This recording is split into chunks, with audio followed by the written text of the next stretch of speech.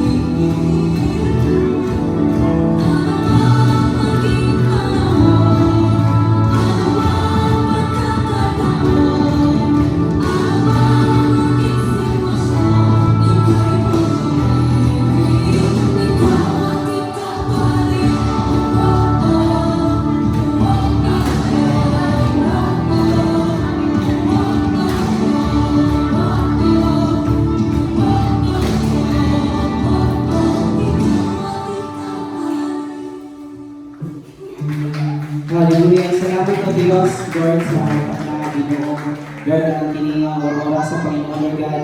Siya namin inaalay, Lord, ang maging event na to, Panginoon. Apart from you, we are nothing, Panginoon. But Lord, siya namin tinubilin ang lahat, Panginoon. Mula simula hanggang matapos, O God, na Lord, we are victorious, Panginoon, in the name of Jesus. Hallelujah, Lord God, ibalik kami, Panginoon.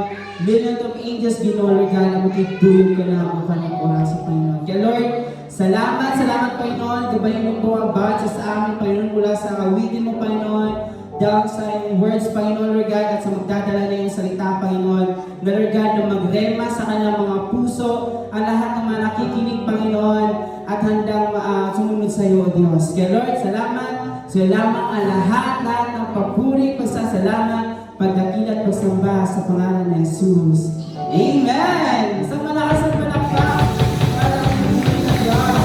Hallelujah! Yung isang pagkakas tumayo. Ayan, talapin tumayo kapatid. Hallelujah! Kaya sa mga oras na to, no, na tayo magpuri sa ating Panginoon. Amen? Lakas. Kumain na ba ang lahat? God is good! All the time! God is good. Kaya pwede ba natin shake mo natin mga kamay? Mga may-energize naman. Hallelujah! Kaya sa umaga, sa tanghali nito, tayo po tumayo.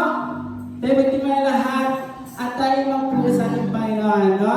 Next mo natin maranasan ang presensya ng Diyos. Lakas na ang sagot. Amen. Next mo natin maranasan ang presensya ng Diyos sa mga oras na to. Amen. Hallelujah. Kaya tayo magpuri sa ating Panginoon Diyos sa buhay.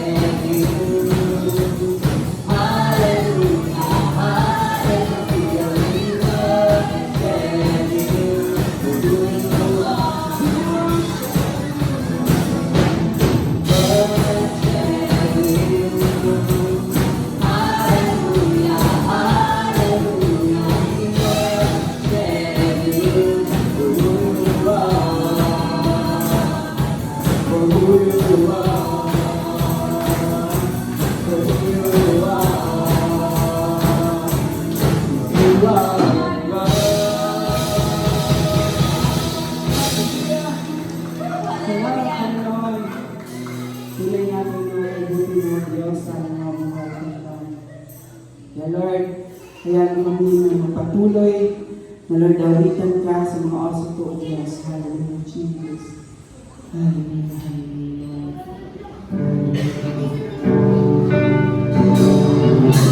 Lord, you are so beautiful, Panginoon. Napakabuti mo, Diyos. Tapat ka natin ng Panginoon. Lord, sa mga oso to, Panginoon, nais ka namin na mas makilala ka pa.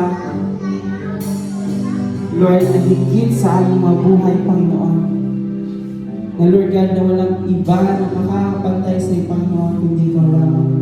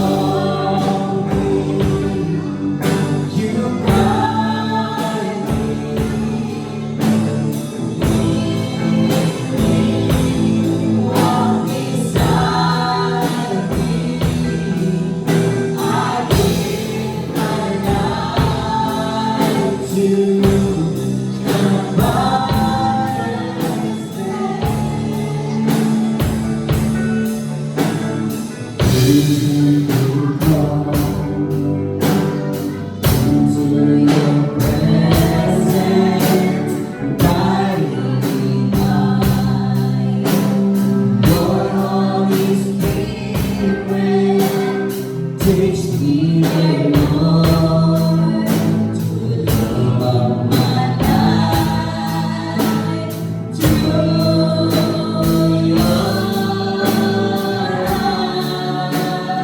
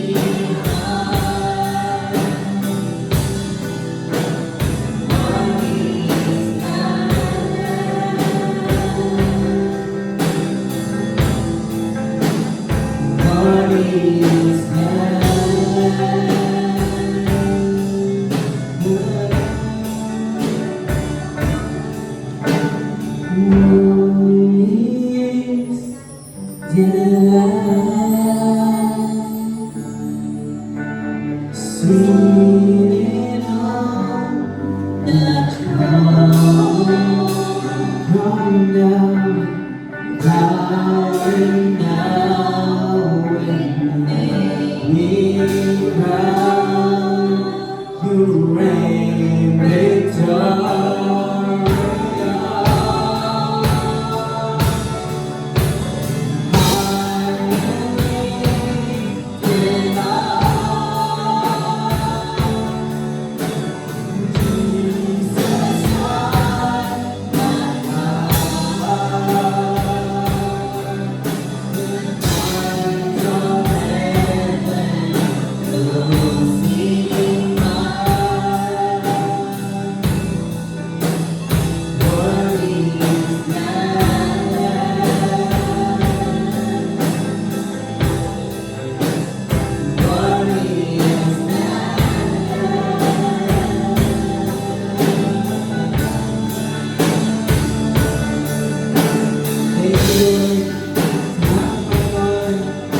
Lord, nabigyan namin lahat ang nasa sa mga kausap ng Diyos.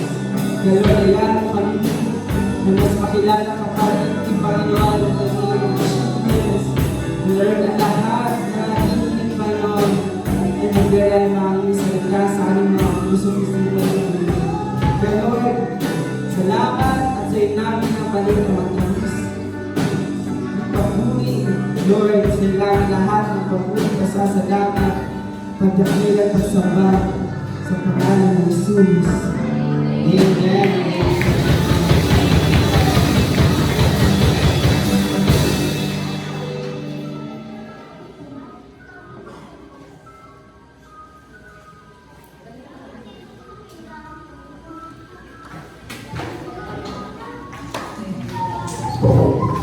Pwede na po tayo po. Good morning po sa ating lahat at sa ating Diyos na bahay. Good afternoon po sa ating lahat. Sinakabahan kasi ngayon lang, first time lang ako ng ganito, kaya medyo kabado. Good morning po sa ating lahat, tsaka sa bisita po natin, welcome po kayo dito sa church namin. Pwede nung palakpakan muna natin sila sa thank you sa presence nyo kasi nandito kayo naway okay kayo dito kasi welcome po kayo dito. Naway may matutunan po kayo sa salita po natin na ibababa ko. Yun pa, yun muna mag-pray muna tayo bago tayo start sa ating word. Yes, Lord, thank you Lord God for this day, Panginoon. This afternoon, Lord God, na nandito kami, Panginoon. Lord, salamat dahil dinala mo kami, Lord God, dito, Lord God. Hindi sadya, Lord God, dahil dinala mo talaga kami dito, Panginoon, na may matututunan kami, Lord God, sa aming paglabas, Lord God, sa bahay mo, Lord God.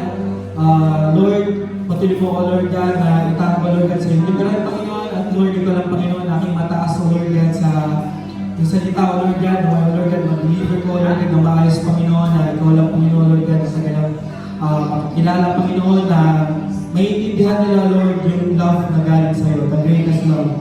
Kaya, Lord, sa umagang ito, sa iyo na po namin lahat ang binabalik at tinataas ang pinakamataas na pagpunod sa iyo. Sa Jesus.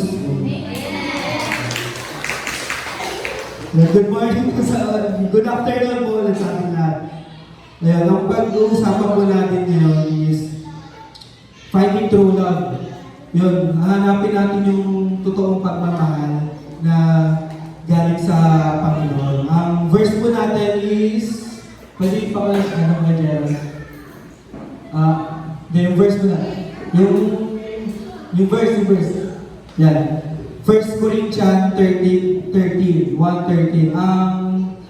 Ang nagsabi ang nagkwento ng verse na to is si Paul. Ang sinabi dito, love is the greatest. Kasi, ayun, pwede pa kayo balik. Yun, may pag-aaralan tayo ng tatlong nakikita niyo po ba? May pag-aaral tayo ng tatlong kung paano natin maintindihan ang love. Kung ano yung hindi ginagawa ng love at kung ano yung palaging ginagawa ng love. Yun, number 1, what is love? And number 2, what love is not? And last, what love will always do. Yun. Sige po, Parehas din. Yun. Yun. Ang sabi sa 1 Corinthians 13, 13:1-3, 13, if I speak in the tongues of men or angels, but do not have love, I am not a surrounding, I am only a surrounding gong or a clanging cymbal. 2, if I have the gift of prophecy and can fathom all mysteries and all knowledge, and I have a faith that can move mountains, but do not have love, I am nothing. 3, if I give all I possess to the poor and give over my body to hardship that I may boast, but do not have love, I gain nothing. Okay, next po. And sabi sa number 4, love is patient. Yeah, love is patient, love is kind, it does not envy, it does not boast, it is not proud, it does not destroy others. It is not self-seeking, it is not easily angered, it keeps no record of wrongs. 6, love does not delight in evil, but rejoices with the truth. 7, it always protects, always trusts, always hopes, always preserves. 8, love never fails, but where there are promises, there will cease. Where there are tongues, there will be stilled. Where there is knowledge, it will pass away. Okay, number 9 po. For we know in part and we prophecy in part, but when completeness comes, when is in part disappears. When I was a child, I talked like a child. I thought like a child. I reasoned like a child. When I become man, I put ways of childhood behind me. 12, for now we see only a reflection as in a mirror, then we shall see face to face. Now I know in part, then I shall know fully, even as I am fully known. 13, and now these 3 remain, faith, hope, and love. But the greatest of this is love. Yun. Ang sinasabi sa verse na to, ang pinaka-greatest daw sa lahat, ang pagmamahal. Naniniwala ba tayo na ang pinaka-greatest sa lahat, ang pagmamahal? Amen, no? Kasi alam naman natin na pag nagmamahal tayo, no, ang dami kasing way ng pagmamahal, di ba?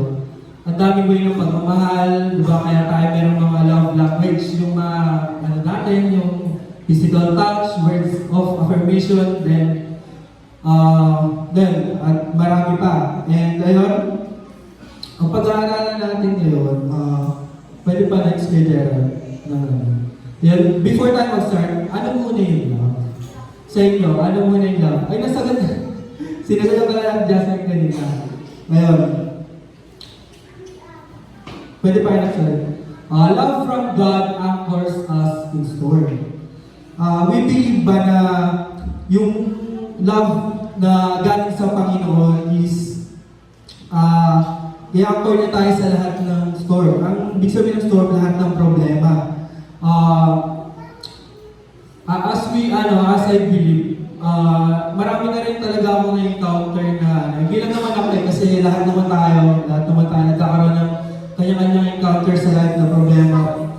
Pero, alam nyo, pag ginagawa nyo yung, pag in-encounter nyo yung problema, nakasama nyo si Lord. Diba? Parang ang gaan lang lahat kasi we believe na lahat kaya natin gawin kasi andyan si Lord. Hindi tayo nag-iisa. Lagi natin iniisip na andyan palagi si Lord na para sa atin. Okay, pa-next page lang. And why we need love from God?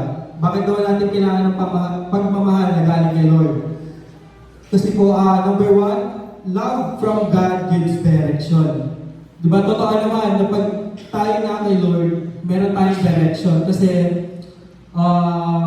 minsan ba na-realize natin na pag sa sarili lang natin, pag tayo nag-decision sa sarili natin, di ba parang ang daming struggles na nadadaanan, ups and downs. Pero pag yung mo na yung love na galing kay Lord, magkakaroon na tayo ng direction. Kasi nandun na tayo sa daan matuwid. Kasi si Lord na yung naggagawa ng way kung paano natin lulusin yung problema na yun.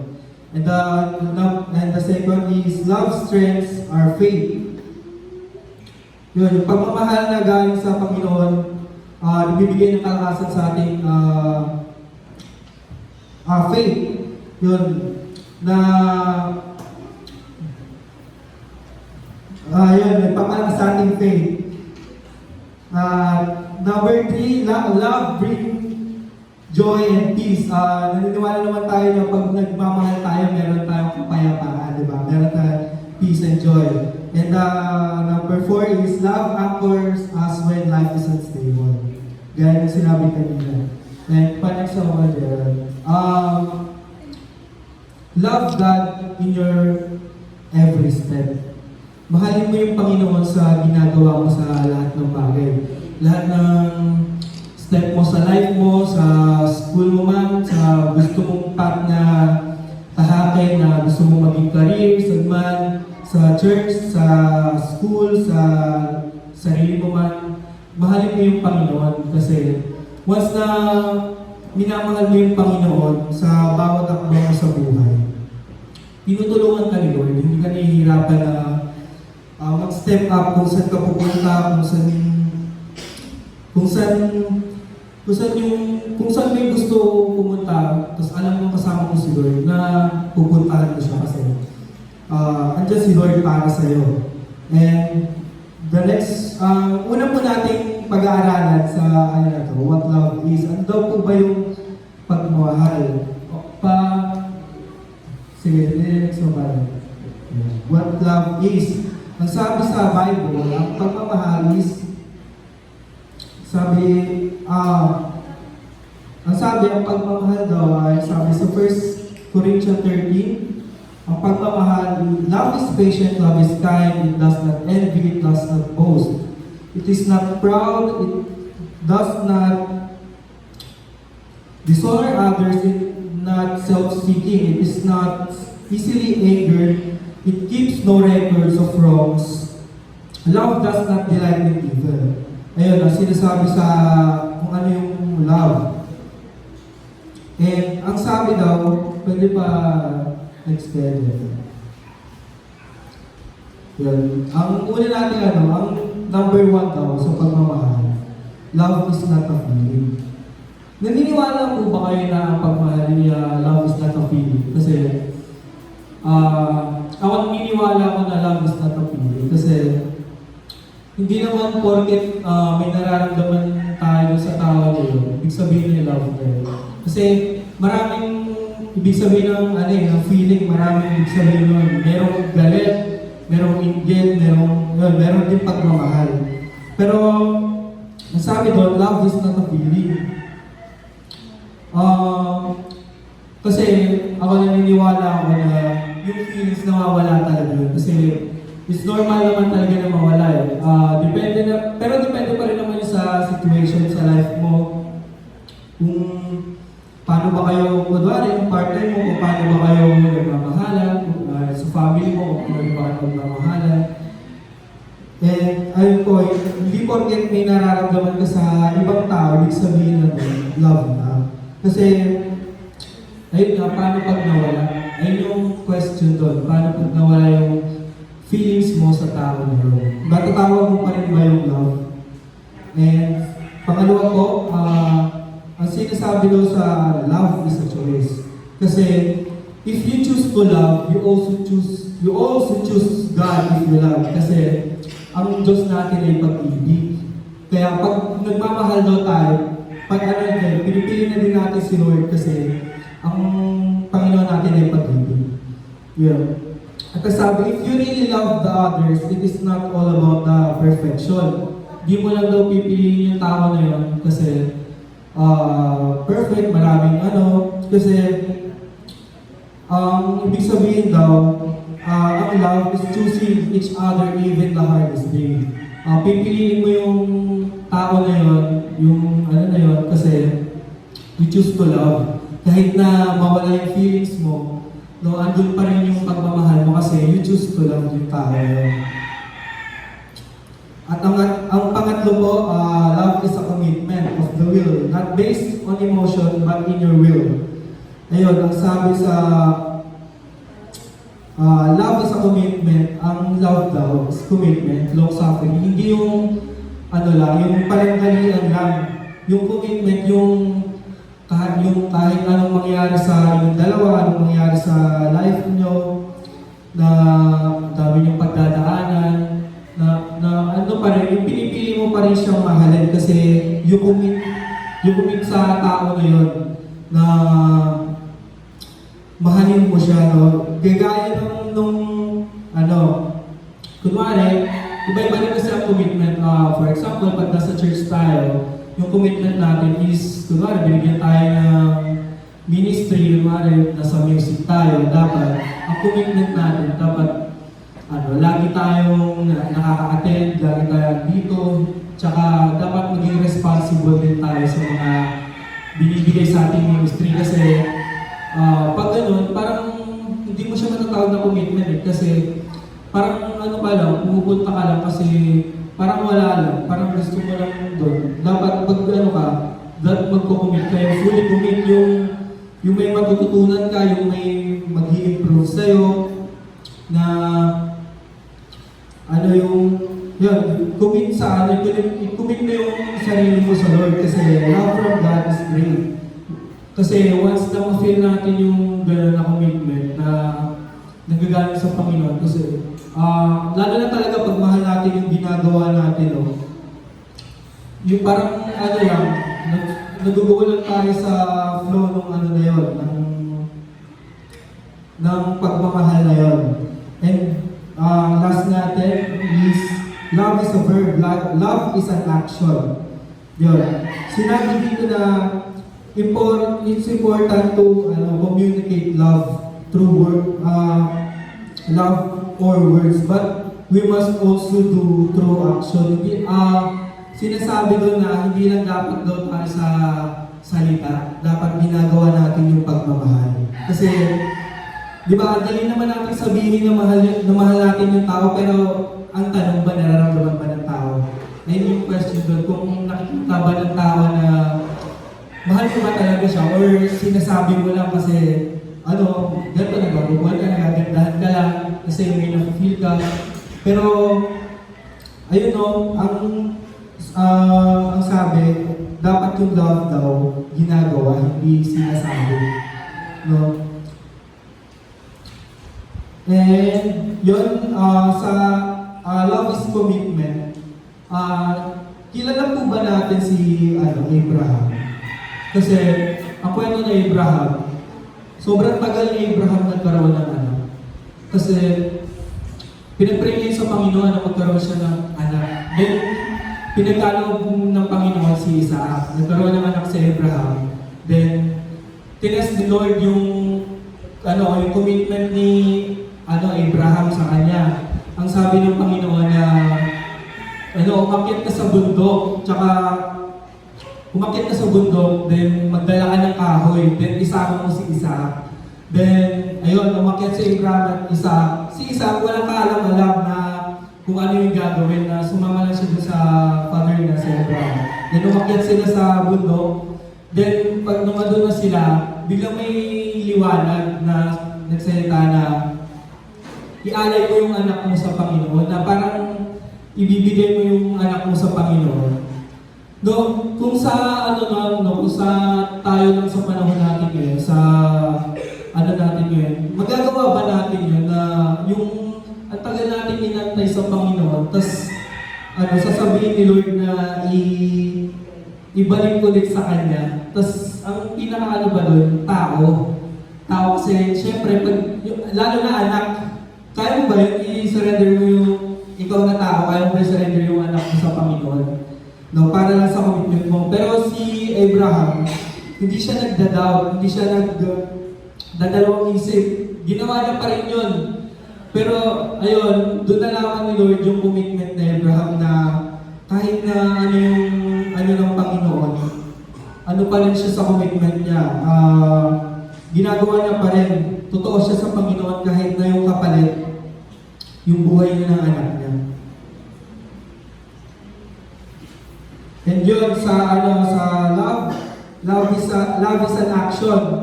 Kung sa naman, pag sa church naman natin. O hindi lang sa church, maging sa school.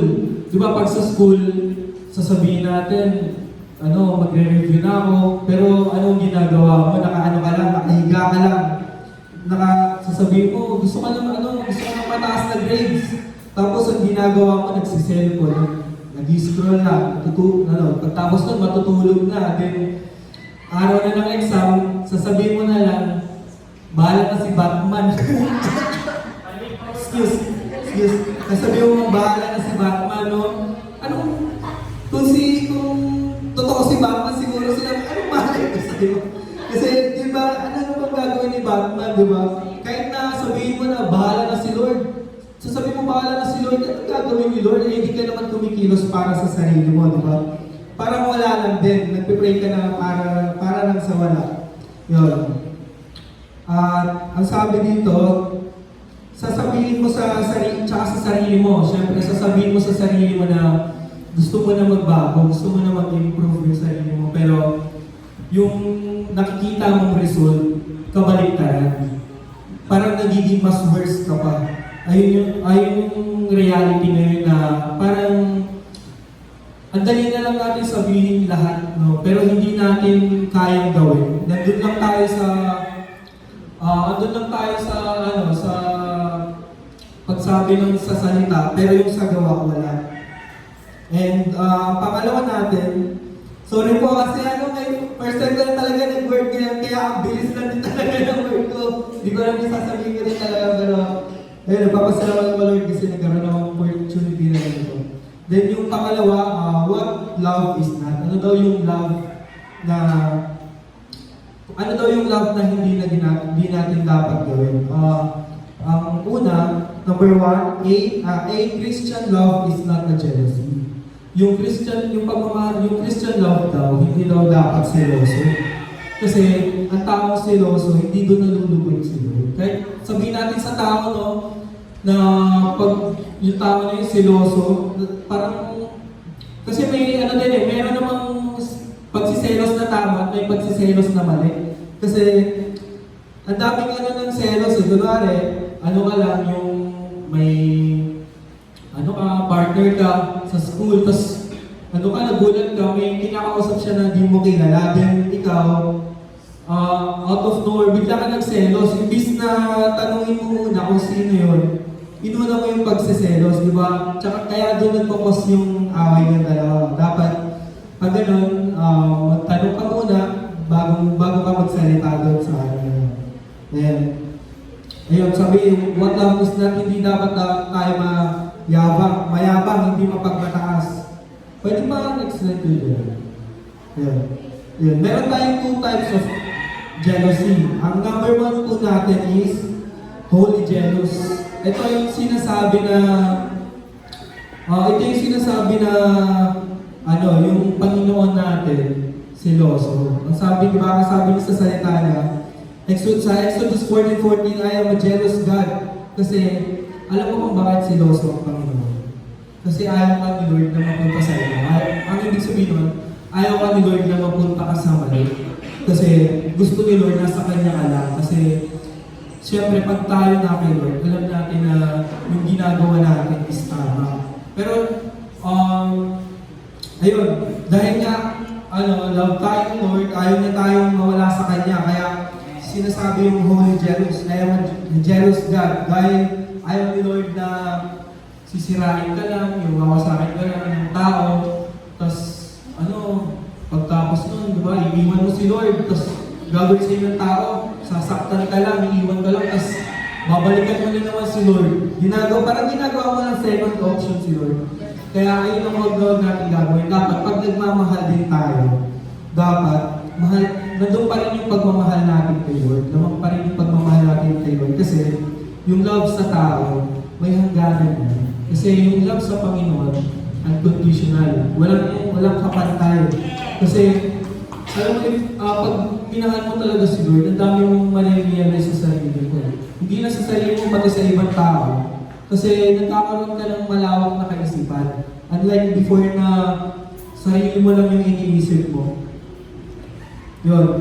Ang number one natin, holy jealous, na sinasabi doon na ayaw ni Lord na mawala ka sa Kanya kasi si Lord, siya lang yung nagbibigay ng direction sa life natin, yung will, tsaka yung knowledge. Kaya dapat, yung natin, dun lang dapat tayo kay Lord. And yung pangalawa natin is, paano sa mga jealous? Evil jealous. Evil jealous naman is envy, laging naiingit. Laging naiingit. Ayun ang pinakain ni Lord, dapat hindi tayo naiingit kasi ano tayo kunwari sa church, tayo, may kiniingitan tayo na tao na parang magaling siya sa lahat ng bagay, tapos ikaw, gusto mong gayahin kasi naiinggit ka. Meron namang may times naman na gusto mo siyang gayahin kasi na-encourage ka, pero meron din times na naiinggit ka kasi inisip mo, gusto mo ikaw din magaling. Di ba? Kasi di naman yun doon kasi kahit naman magaling tayo o hindi, di naman tayo tinitignan ni Lord doon Kasi ang tinitignan ni Lord yung puso natin. Kasi kahit na gano'n tayo magaling, di ba? Kaya nga sinasabi yung mga mapagmataas, binababa ni Lord. Kaya yung nasa baba ay yung tinataas ng Panginoon kasi sila yung mga humble na tao. Kasi wala silang ibang inisip kundi yung si Lord lang, hindi yung ibang tao na naiingitan nila, yung sarili nila. Ayun. Huwag tayong magkakaroon ng ingit sa kapwa natin, sa labas man ng church, sa school. Kasi ako naniniwala naman ako na magaling tayo sa ibang bagay. Na yung taong yun, magaling doon, pero yung sa ibang bagay, hindi siya magaling. Yung sa bagay na magaling ka, doon siya hindi magaling. Doon sa bagay na magaling siya, doon ka naman hindi magaling. Kasi iba-iba tayo ng gift, iba-iba tayo ng gift na binibigay na galing kay Lord. Kasi ano naman natin yan, dapat alam na din natin sa sarili natin na pag hindi talaga para sa atin yung bagay na yun, huwag na natin ibigay. Kasi masasaktan lang din tayo sa huli. Masasaktan lang tayo sa huli kasi parang pinipilit mo lang, pero parang kasi pag gano'n walang pagmamahal doon kasi pag ginagawa mo yung bagay na may pagmamahal, may nangyayari. Kaya pag may ginagawa ka na bagay, tapos walang nangyayari, itigil mo na. Ayun. And sabi dito, yun, Holy Jealous, huwag tayong mayabang kasi si Lord hindi natutuwa sa tao na yun. Huwag tayong magmamataas kasi yung, ba tayo? Parang kung kay Lord, ba't tayo, ba't natin kailangan pang magmataas? Sa Kanya naman galing yun. Di ba? Hindi mo naman yung ma-acquire kung hindi rin dahil kay Lord. Kaya wala tayong karapatan para magmataas. Kasi sa tingin ng Panginoon, pantay lang tayo lahat. Kaya, ayun, pwede pa next. Yun, next, love does not brag. Hindi mayabang ngayon at hindi mo pagmataas. Ayun lang natin, huwag tayong magyayabang kasi wala naman tayo talagang dapat ipagmayabang kasi sino ba tayo para magmayabang, no? Kasi naman tayo, wala naman, kahit naman gano'n kahit sabihin natin gano'n ka kayaman, gano'n ka pero pag tinignan ka ni Lord, parang wala ka lang Parang ka lang kay Lord, normal na tao. Ang pangatlo natin, what love will always do. Ito yung lagi ginagawa ng pagmamahal. Ayun, sabi sa 1 Corinthians, it always protects, it always trusts, always hopes, always preserve, love never fails. Yun. Ayun ang ginagawa ng Panginoon. Ang number 1 natin is, pabalik ka. Yung bear needs to cover. Hindi pinagtatakpan, pero hindi pinapangalandakan. Yung kunwari, pag nagkaroon ng problem, di na dapat kailangan alam mo mali, pero hindi mo na kailangan dapat ipagsigawan. Kasi mali na nga ipapagsigawan mo pa. Siyempre, parang pamamahiya na yun kasi, di ba, bakit yung gano'n? Yung gano'n na bagay na dapat, if ever man na may problema ka sa tao, dapat kausapin mo siya. Kausapin natin ng maayos. Kausapin natin ng mahinahon. Kasi kung ano yung approach natin sa tao, gano'n din yung balik. Kaya wag tayong magagalit kung galit din siya, sumagot sa'yo kasi ayun yung ginagawa mo eh. Kasi parang reflection lang din yan. Kung ano yung ginagawa mo sa tao, ayun din ang gagawin sa'yo. Kaya wag natin gagawin yung mga ganun na bagay. And ang number 2 natin, number 2 is believe all things. Believe in all things. Pagbibigay ng halaga at paniniwala sa pagbabago. Yun. Pag meron daw tayong doubt sa tao, maniwala tayo dun sa tao na kaya niyang magbago. Kasi ako naniniwala talaga ako na yung tao hindi talaga habang buhay na gano'n. Kasi if ever man na habang buhay siyang gano'n, choice niya na yun. Kasi kahit naman siguro anong pananalangan natin sa tao kung yung tao natin talaga yung problema, di ba? Ano na talaga yun? Given na talaga yun na wala talagang mangyayari kasi nasa tao na talaga, hindi na sa'yo. No, tas, minsan ka, naisip mo, sinisisi mo pa yung sarili mo na, dahil kaya siya nagagaling, dahil sa'yo, pero hindi yun ganun, kasi nasa tao pa rin yun, kung paano niya i-overcome yun, paano niya gagawin yun, paano niya kung ano yung choice na gagawin niya, kung magbabago siya or hindi. No?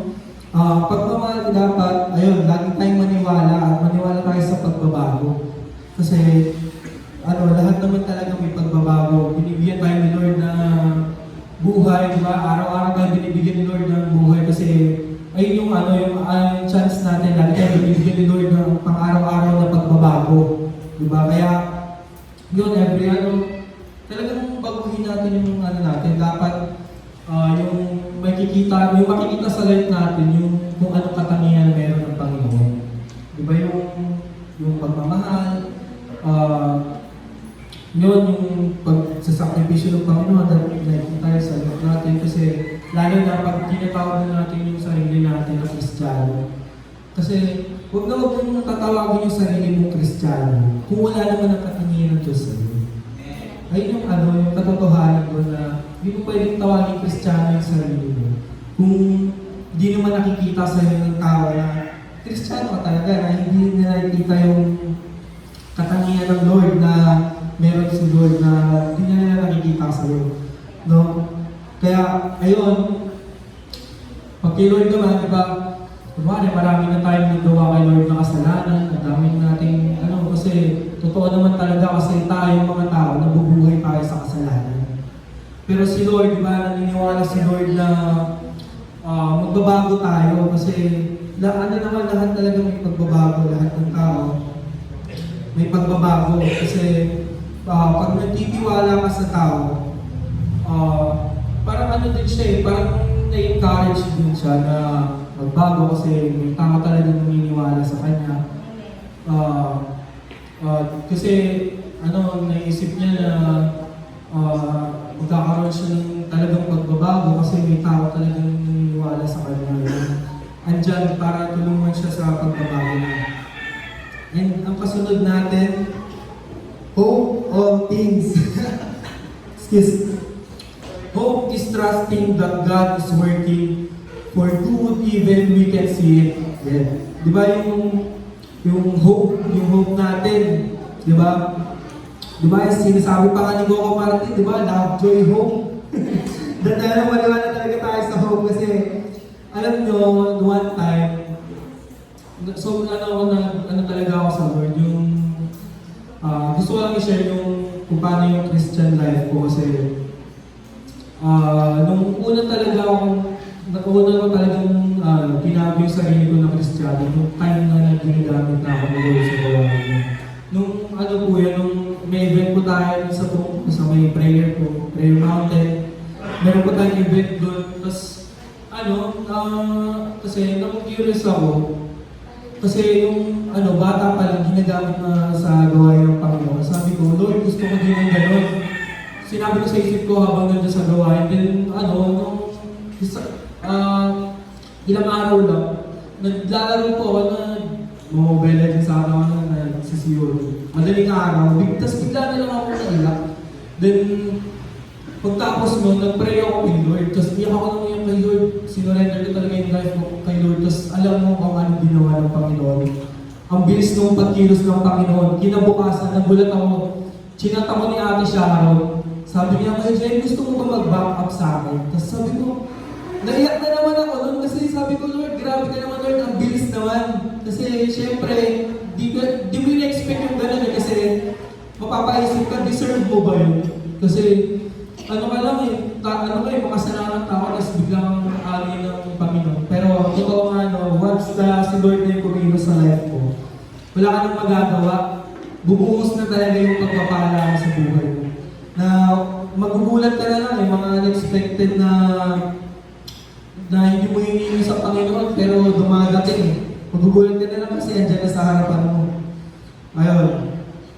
Kaya, maniwala tayo, magtiwala tayo sa pagbabago. Kung ano man, kung sa family natin, kung hindi naman natin sila maayos sa simbahan, magtiwala tayo kayo, mag-pray tayo kayo na one day makakasama natin sila. Kasi alam nyo, masarap magburi pagkasama yung pamilya. Pagkasama, kompleto yung pamilya kasi andun yung pagkakaasa nyo, yung pagmamahal. Andun yun na meron kayong unity kasi andun si Lord sa buhay ng pamilya. Kaya yung hindi ka naman sa akin ako pero yung pag nakikita mo yung mga family na wala yung Lord sa life nila, di ba? Parang magulo. Magulo yung life nila, walang direction. Yung iba pa nga, nagiging bastos na sa magulang. Diba yun yung wag natin gagawin yung magiging bastos tayo sa magulang kasi dapat mag-respect lang tayo sa magulang natin kasi yun yung pinagkaloob ni Lord. Kasi hindi naman yan ibibigay ni Lord kung ka lang, isasaktan ka lang. Binigay ni Lord kasi yan talaga yung taong karapat-dapat na alagaan ka, yung turuan ka kasi yung magulang mo sa lupa kasi ang magulang natin sa langit ay yung Panginoon. Kaya ayun, hope is not pretending everything is okay. Hindi hope daw, hindi siya yung ginagaslight lang na para lang maging okay ka. Hindi yun gano'n. Yung hope, yung naniniwala ka na merong gagawin yung Diyos sa buhay mo, na may nangyayari sa life mo na si Lord na kikilos kasi alam mo, kahit na sa anong klase ng problema ka, once na meron kang hope sa Panginoon, nagiging ilaw si Lord sa life mo, nagiging ilaw siya sa madilim mong buhay. Then number 4 po natin, endure all things, fight until the end. Ayun yung sinasabi ng love. Fight until the end. Huwag yung sa una lang, ipaglaban mo kasi kung totoong mahal mo, diba, ipaglalaban mo, hindi yung susukuan mo. Na may nagmamahal bang sumusuko, diba? Ang pagmamahal, dapat hanggang dulo. Hanggang dulo kasi kahit na man sabihin mo na nagbabago na siya, basta paglaban mo yung love mo sa kanya, magbabago siya kasi alam mo kasi yung pagmamahal din, kayang magbago ng tao sa gamit lang yung pagmamahal. Kasi alam mo pag may pagmamahal, ang dami natin kaisipan, malaki yung kaisipan natin kasi nagkakaroon tayo ng realization na ito pala, ayaw niya yung ganito, ayaw yung ganun, na parang nagkakaroon tayo ng ganun na kaisipan na dapat pala hindi ko ginagawa ko kasi ayaw ko siyang masaktan, diba, ayaw ko siyang may maramdaman na hindi maganda para sa akin. Yun. Kung naman, may pinagdadaanan na tayo sa life, diba? Fight na tayo. Kasi, alam nyo ang sabi ni Lord sa salita niya, sa Isaiah 41. So that not fear, for I am with you. So do not dismay, for I am with you. God, I will strengthen you and help you. I will uphold you with my righteousness. Alam mo, di ako naniniwala na pag nag-iisa lang tayo kasi naniniwala ako na palagi natin kasama si Lord. Kahit nasabihin natin na hindi ka di ka nagsisimba, di ka, ano talaga, wala kang masyado alam sa church. Alam mo, kasi, nung kapanganakan pa lang natin, pinili na tayo ni Lord. Hindi yung tayo yung pumili kay Lord. Si Lord ang pumili sa atin. Kaya ayun yung masarap dun eh. Kasi kahit makasalanan ka na tao, no? Pero pinili ka pa rin ni Lord. Deserve ka ba yung ganun? Kasi, alam mo sa sarili mo kasalanan ka, pero yung pagmamahal ni Lord kasi malawak eh. Malawak, sobrang lawak ng pagmamahal ng Panginoon. Na hindi mo masasabi na, mahal ka lang ni Lord kasi nagsisimba ka. Hindi ganun. Mahal ka ni Lord kasi gusto ka niyang iligtas, gusto ka niyang alisin doon sa kasalanan mo.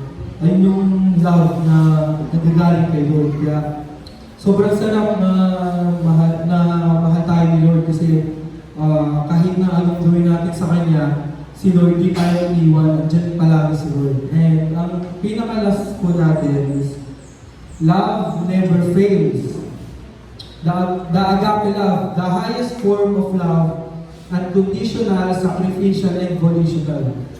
This love is from God, the highest form of love.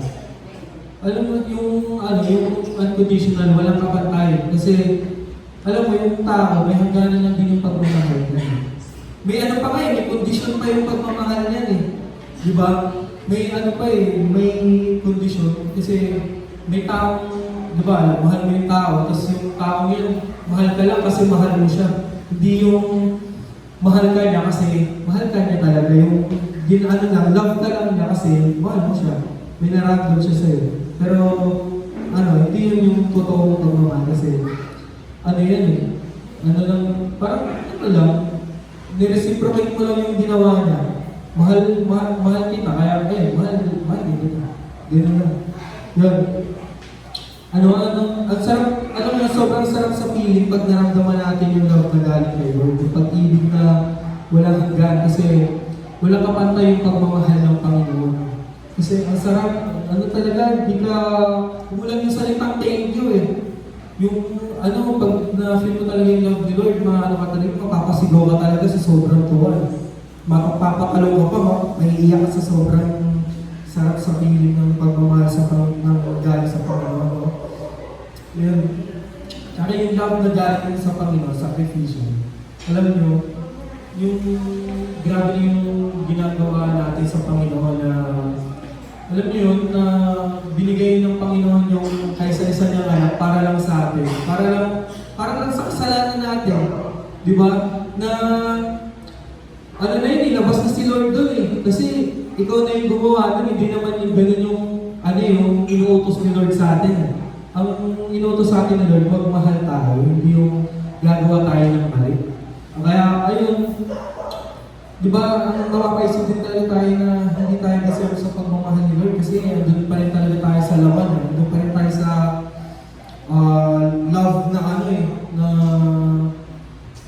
puro kasalanan. Kaya, ayun, ma-realize din natin na mali din tayo, pero ayun, tinutulungan tayo ni Lord na magkaroon tayo ng malawak na kaisipan na malilinawan tayo na dapat yung love. Dapat kung love natin si Lord, dapat di tayo magawa ng masama. Yun, the agape love, yun yung love na nanggaling sa Lord, yung greatest, yung highest form of love. Patapos na ako, saglit na talaga. Yung conclusion, kung mahal mo si Lord, dapat mahal mo rin ang kapwa mo. Pwede pa next video. Yun. Sabi, di ba, sabi kung mahal mo yung Panginoon, at mahal mo yung kapwa mo. Yung sabi ni Lord sa salita niya sa 1 John 4:20, whoever claims to love God, yet hates a brother or sister is a liar. Di ba? Forever does not love their brother and sister whom they have seen cannot love God, whom they have not seen. Totoo yun na sasabihin mo mahal mo yung Panginoon, pero yung kapwa mo hindi mo mahal. Pwede ba yun? Yung Lord na natin, hindi natin nakikita, mahal natin yung tao na nakikita natin, hindi natin mahal. Meron ba gano'n, di ba? Kaya dapat tayo, magpatawaran tayo, kung meron man tayong, sa kapwa kapwa natin, mag-sorry tayo. Kasi alam niyo, yung tao din talaga, hindi naman talaga perfecto ang tao. May magagawa talaga yun sa'yo, pero hindi ibig sabihin nun na hindi ka niya mahal. May mga ganun kasi na iba na kinokorek ka, binubuksan ka, nililinawan ka na mali yung ginagawa mo. Kaya, ayun, mahalin natin yung kapwa natin. Huwag tayong magkakaroon ng galit kasi alam niyo, pag nagkakaroon tayo ng galit sa wala naman tayong nagiging benefit doon eh. Alam niyo yung nakukuha pa natin yung kasalanan kasi nagkakaroon tayo ng kung ano nung kaisipan dun sa tao na yun. Tapos yung, alam niyo yung nakukuha ng galit, ang daming pwedeng gawin ng galit eh. Di ba yung minsan pa nga, iba, pumapatay na kasi sobrang galit. Yun ang natin, huwag natin gagawin. Pag galit tayo, tahimik lang tayo. Kung naman, kausapin mo yung tao na yun, nakagalit mo kasi. Alam mo, ang sarap magpatawad. Ang sarap magpatawad ng kasi matakagaan sa loob. Kasi pag may bigat ka, may dala ka bigat yung nararamdaman sa parang, parang wala ka na, lumulutak ka lang sa kasi parang yung mood mo bagsak. Kaya tayo magpatawad tayo sa mga kapwa na nagkakasala sa atin. Kasi ayun yung magandang gawin kasi ayun yung may mabe-benefit tayo kasi nakakatulong yun na magkakapatawaran tayo, mabalik yung pagmamahal. Diba ang daming mababalik? Okay, yung sunod kay Gerald. Ayun, ang sabi, diba, dear children, let us not love words or speech but with actions and truth. Yung sinabi ko kanina na pag nagmamahal daw tayo, hindi dapat sinasabi lang. At gagawin mo talaga. Mas okay nga yung taong gawa kaysa yung taong nagsasalita pa. No, yung mas okay na yung tao doon tayo sa taong hindi nagsasalita, pero may gawa. Kaysa doon sa tao na puro salita, pero salita lang. Wala tayong doon na kaya, syempre, di ba, alam natin kay Lord yung gawa at salita. Kasabay niyang ginagawa, hindi yung sinabi lang ni Lord na ito, ganito. Pero yung pag sinasabi ni Lord, may gawa, may katotohanan. Di ba? Dapat ganun yung natin. Pag nagmamahal tayo, gawin natin yung best natin para ma-feel ng tao na yun na mahal mo siya. Na alam nyo kasi, mabilis talaga magsawa ng tao, wala nang nararamdaman sa'yo. Na na lang. Pero yung love kasi di naman talaga nawawala. Andiyan lang yung love. Pero kasi, dahil di mo pinaparamdam sa kanya yung pagmamahal, nasasanay na lang siya na hindi niya na nafe-feel sa'yo yung pagmamahal. Na parang nasasanay na lang siya na andyan ka, pero parang wala lang. Parang wala nang love sa'yo. Ayun, kaya next step. Yun. Kung mahal mo si Lord, obey Him. Sumunod ka sa Panginoon, kung mahal mo ang Panginoon. No excuses. Dapat wala tayong excuses na lang susunod na talaga tayo sa Panginoon, no? Pero kung mayroon naman kasi talagang reasonable na excuses. Tapos may reasonable na nag-reason ka lang kasi ayaw mo pumunta. Pero kung importante naman talaga, mahal talaga. Pero ang natin, dapat huwag natin kakalimutan siguro. Panig sa mga dyan. Yun, if you love me, keep my commands. No?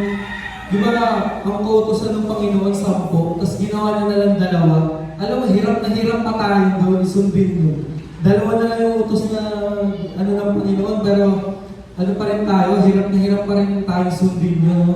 Kasi doon pa rin talaga tayo sa laman, doon pa rin talaga tayo sa kasalanan na kaya tayo huwag natin i-claim na perfect tayo na porket ganito, ganyan.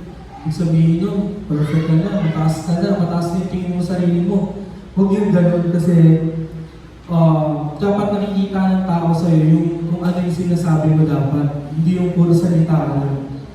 Yung next schedule you can never love until you met true love. Di mo daw makikita yung pagmamahal hanggang di mo pa na kikita yung totoong pagmamahal. Alam nyo, doon, yung totoong sinasabi totoong pagmamahal, yung galing kay Lord.